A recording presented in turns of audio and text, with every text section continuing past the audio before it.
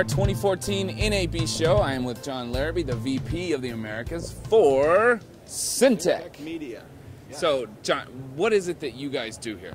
Sintec Media is the world's largest supplier of end-to-end broadcast management systems. That's everything from a broadcaster buys programming, schedules it, collects all the media together, QCs it, and they sell advertising and pump it out over the air or to Android or iPads, whatever.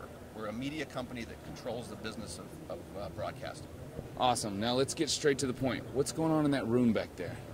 People are talking about what's changing in this industry. They've got to make adjustments to handle the digital domain. Okay, they're used to sending signals out over television. People sitting watching television. That's easy.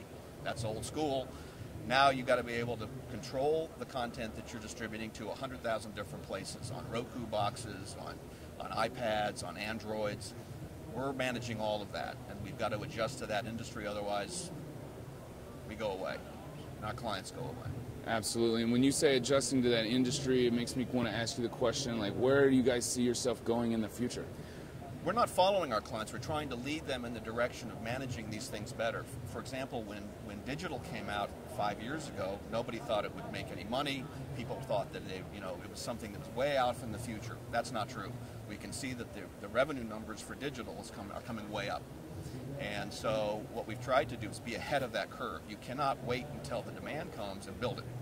You've got to build it and then be ready for it when it comes. And so that's what we believe we can do, is help clients be ready for the digital age.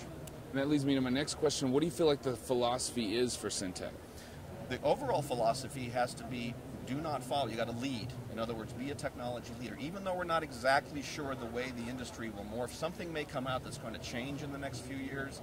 Let's have the platform, have the infrastructure ready to handle it. And we believe we've done that. Great. And here's your chance to brag about some of your clients. We've got CBS, Showtime, which is a CBS company. We've got Globosat in Brazil. This is a global company. We've got 10 offices around the world. New York, Denver. We've got London, Amsterdam, Tel Aviv, Australia. This is a global business. Broadcasting and technology and networks are global. And so we can support a client who has operations in North America, South America, Australia, anywhere. And so that's what we think is key. Small companies really can't support businesses like this.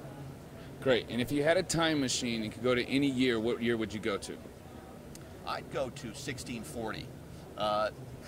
That's when my ancestors came to the United States. But if I could be in the technology business and think about that, 2050 would be great. I'd like to see where all this ends up, and I might still be alive. Well, John, thank you so much for your time. I totally appreciate it. Thank you, Gregor. Let's do it again tomorrow, shall we? Let's do it.